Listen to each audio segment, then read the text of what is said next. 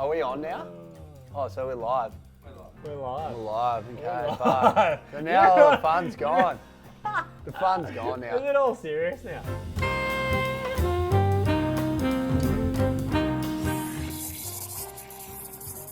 So what have you been up to during this stuff? Like, have you been, like, obviously a bloody pandemic's ripping through our world. How's it affected you? I'm gonna laugh. Yours. Oh, I know, I'm all serious. This is way too serious. Yeah. Have you been getting pretty sick waves?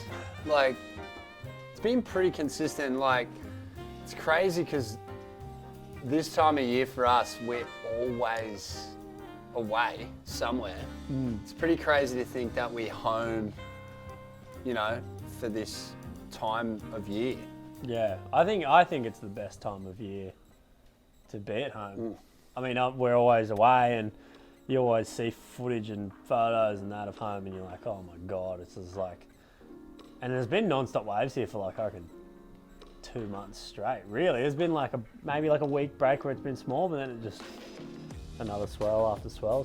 So fortunate to like good. actually be able to bloody surf during this. Like, 'cause some it's places so are good. like completely torched. Just being away from Sydney, I reckon, has just been epic. Crazy. Because, you know, like Yeah. all my mates, been speaking to all my mates down there, and they've all been like, the beaches are hectic to the point where they had to close it for that long weekend. Yeah. And then there was like a clause in the beach lockdown that if you got fined if you touched the sand.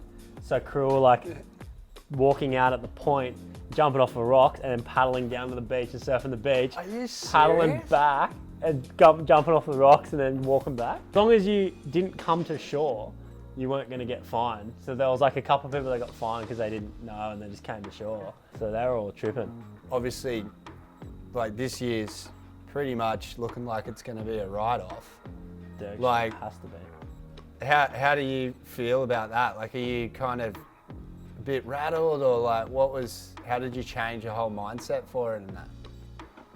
It's kind of one of those things you can't really be rattled over because it's really out of your control. There's nothing to do apart from accept it and, you know, move on. Someone actually brought up a really cool point to me the other day in the surf, and they were like, oh, what do you think about all the comps being cancelled and stuff like that? And I was like, oh mate, like, yeah, it's strange, you know, like we spend our whole year, you know, ping-ponging around, and then he's like, oh, now you finally get to just go and surf for the fun of it.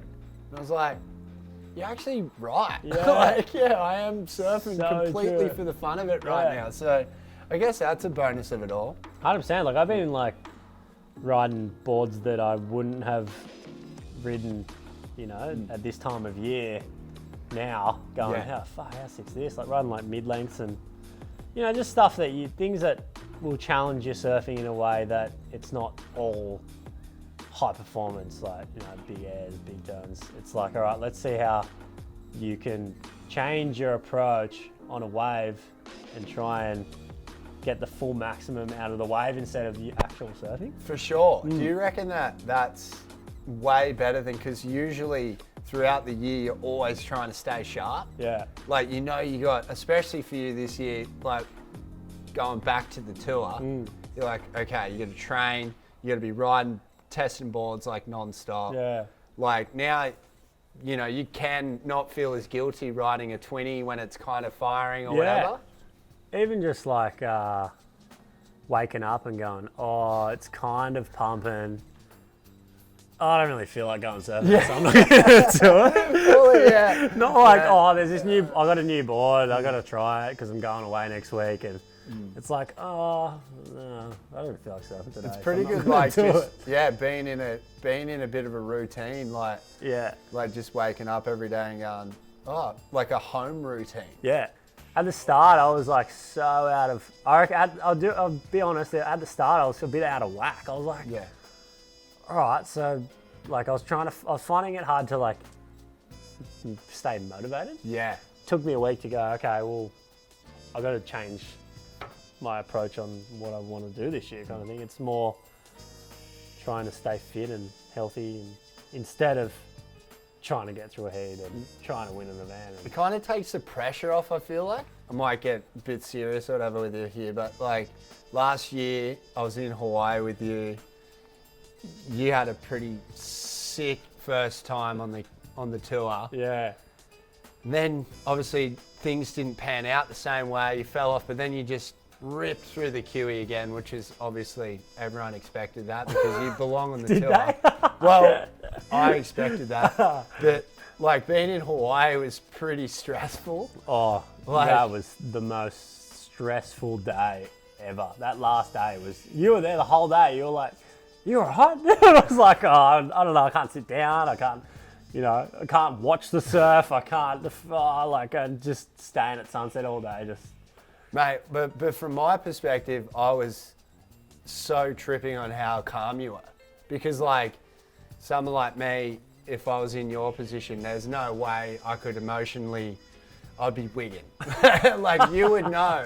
But for me, from my perspective, it didn't seem like you were calm and collected, but it was stressful as Yeah. hell. And I remember being at that house that day, just being so grateful for once, because like obviously surfing's an individual sport, and sometimes you feel a little bit lonely.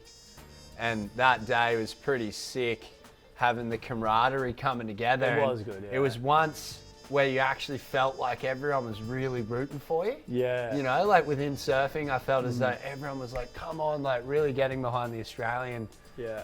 people in the event. And that's why I've always admired the Brazilians, because they've Yeah. always been so passionate and supportive of their countrymen competing. And I feel as though us Australians, we can be more like that. And it was really cool day, Yeah. watching everyone do that. It came to a point at the end, I think it was in the quarters, where it was like touch or go, whether one or two people got through, then I'd be on for sure. And then if they got through, I'd have to wait longer and see. I was with Jace Patchell, and he could tell that I was like a bit on edge. And he was like, mate, let's go get some beers. Let's go to Foodland, get some Such beers. an iconic Yeah, call. let's go get That's some when you beers. need your sports psych Yeah. more than ever. And to hear those words come out of his mouth, you're like, that's what you get paid for. And Right? for Jace to say that, I was like, oh, okay. If he's saying that, then it must be legit.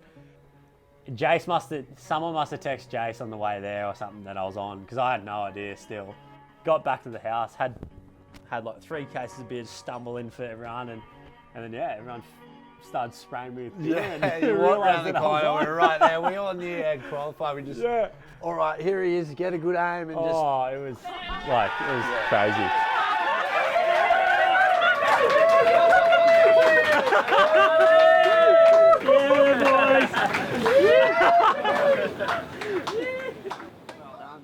This is the go-to zone. Yeah, no, it's Lennox good. Head, shelter, bloody beautiful. nice. Kidding.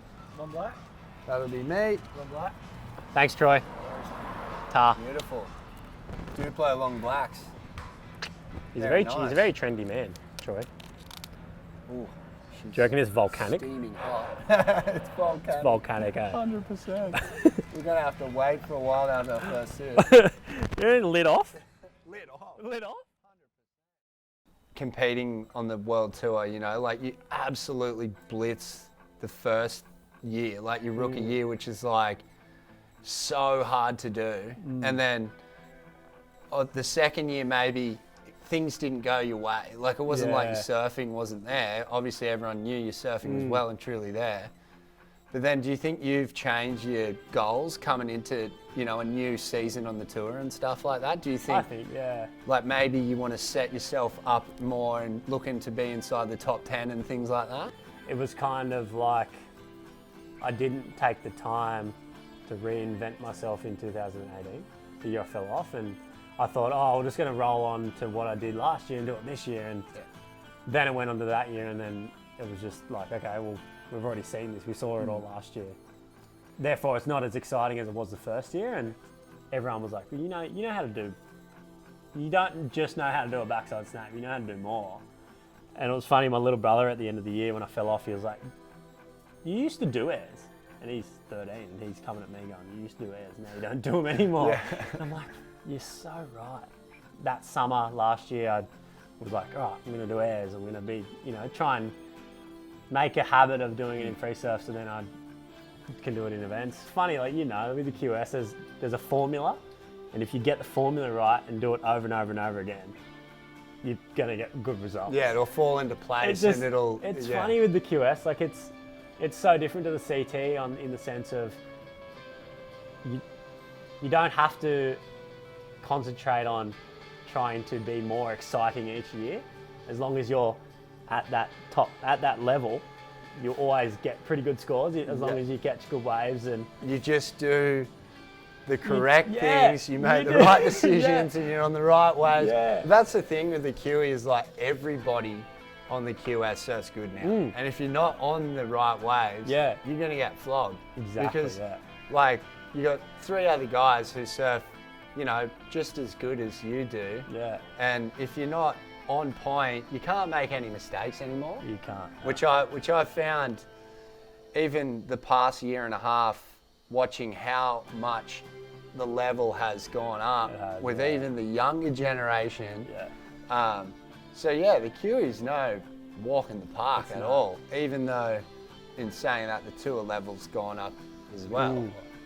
I wanted to ask this question to you because I think it's really sick. With the Olympics, you're obviously from, born here, but your mum's Japanese.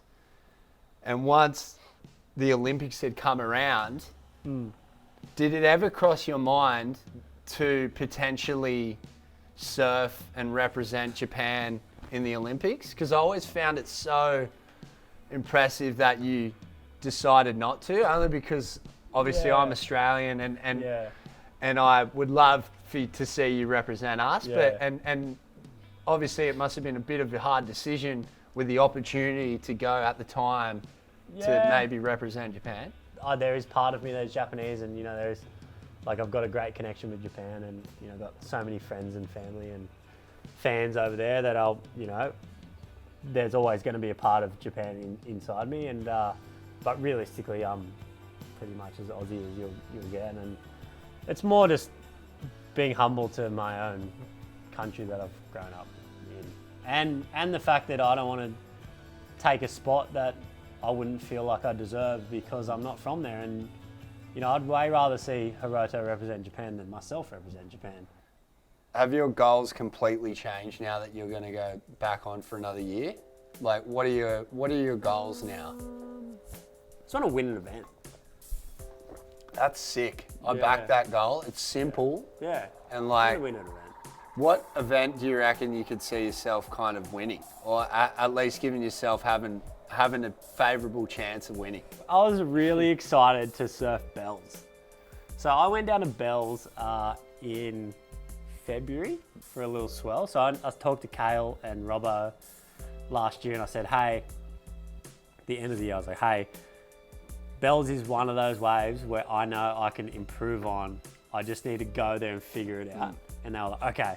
And I said, okay, well, next swell, let me know, and I'm going to come down.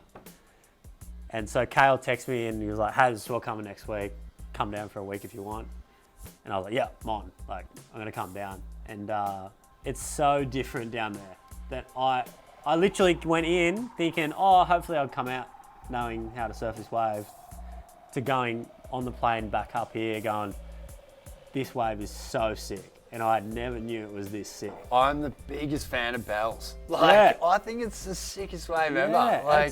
When it's cooking, it's legit. I know some surfers aren't the biggest fan of Bells, but whether it's Rincon is so fun. Yeah. And the Bells Bowl is so fun. I totally understand what you mean by that. So I was there for 4 days, and we just surfed for 4 days straight, just Bells Winky. And it was really cool to figure out just how there's such minor things that you think of in the water that I don't think of when I'm up here. Whether it's different, I don't know, I just feel like waves are so much different to read down there than they are up here. It feels way more like open ocean.